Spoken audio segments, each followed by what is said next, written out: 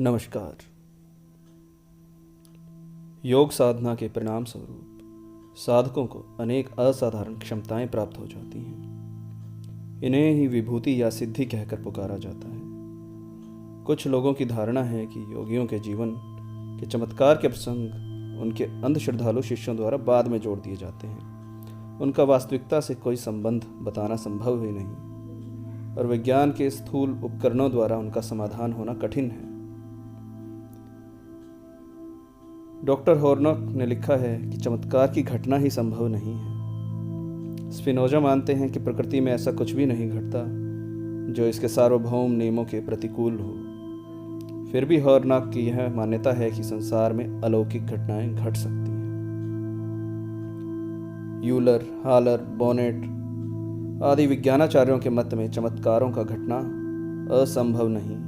हाँ, ब्रूअर ने तो डिक्शनरी ऑफ मिरेकल्स तथा निकलसन ने इस्लामिक मिस्टिसिज्म में ऐसी अनेक घटनाओं का उल्लेख किया है जो योगियों की योग विभूतियों को प्रमाणित करती है। स्वयं ईसा और मूसा का जीवन चमत्कारों से परिपूर्ण बताया जाता है। महर्षि पतंजलि ने योग दर्शन के समाधि पाद में 5 प्रकार की सिद्धियों का उल्लेख किया है।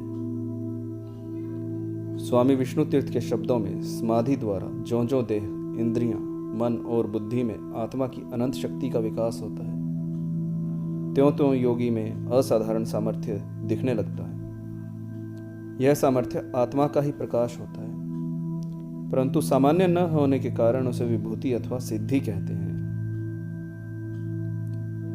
वे व्युत्थान दशा में अलौकिक सामर्थ्य देती हैं। अतः व्यवहारिक दृष्टि से समाधि से आने वाली सिद्धियां श्रद्धा, उत्साह, प्रसन्नता देकर साधक को साधन में प्रवृत्त रखने के कारण सहायक होती हैं।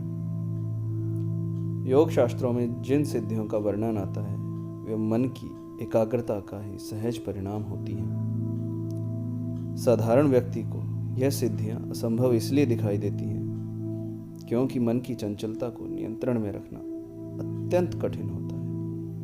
अर्जुन ने भी भगवान कृष्ण से गीता में यही कहा था कि यह मन अत्यंत चंचल, अस्थिर, शक्तिशाली व दृढ़ है। इसे नियंत्रण में लाना व स्थिर रखना उतना ही कठिन है जितना वायु की गति को रोकना।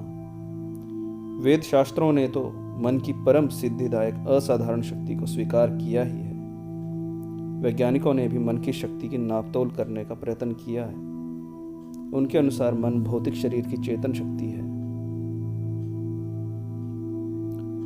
यद्यपि पदार्थ को पूरी तरह शक्ति में बदलना संभव नहीं हुआ है, तथापि यदि इस शक्ति को पूरी तरह शक्ति में बदलना संभव हो तो 1 पाउंड कोयले में जितना द्रव्य होता है उसे शक्ति में बदल देने से संपूर्ण अमेरिका के लिए 1 माह तक के लिए बिजली तैयार हो जाती है। मन शरीर के द्रव्य की विद्युत शक्ति है। मन की एकाग्रता जितनी बढ़ेगी शक्ति उतनी ही तीव्र होगी। इस प्रचंड क्षमता से ही भारतीय योगी ऋषि महर्षि शून्य आकाश में स्फोट किया करते थे और वे किसी को एक अक्षर का उपदेश दिए बिना अपनी इच्छा अनुसार अपने संकल्प बल से समस्त भूमंडल की मानवीय समस्याओं का संचालन और नियंत्रण कर लिया करते थे। शेर और गाय को एक ही घाट का पानी पिला देने की प्रचंड क्षमता इसी शक्ति में थी।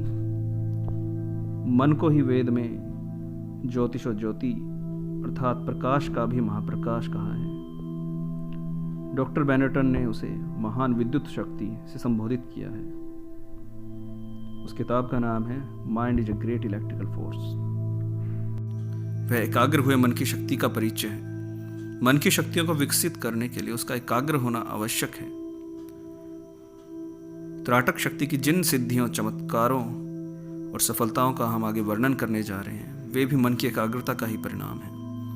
इन्हें असंभव अथवा कल्पना मानना उचित नहीं है। जितनी तपस्या प्राचीन योगियों ने की है उतनी साधना करने से उन सिद्धियों को अब भी प्राप्त करना संभव हो सकता है। इस तथ्य को सभी योगी स्वीकार करते हैं कि जितनी भी सिद्धिदायिनी योग साधनाएं हैं उन सब में सरल, शक्तिशाली और प्रभावोत्पादक योग साधना त्राटक ही है, क्योंकि त्राटक से एकाग्रता सहज में ही प्राप्त होती है। त्राटक द्वारा मन की एकाग्रता प्राप्त करके जीवन के हर क्षेत्र में सफलताएं प्राप्त करके साधना के चमत्कारों को स्वयं अनुभव किया जा सकता है। आगे आने वाले दिनों में हम त्राटक के चमत्कारों के बारे में ही चर्चा करने जा रहे हैं। त्राटक से क्या किया जा सकता है, त्राटक से पूर्व काल में क्या क्या होता रहा है और त्राटक करने की क्या क्या विधियां हैं जो हम कर सकते हैं। नमस्कार।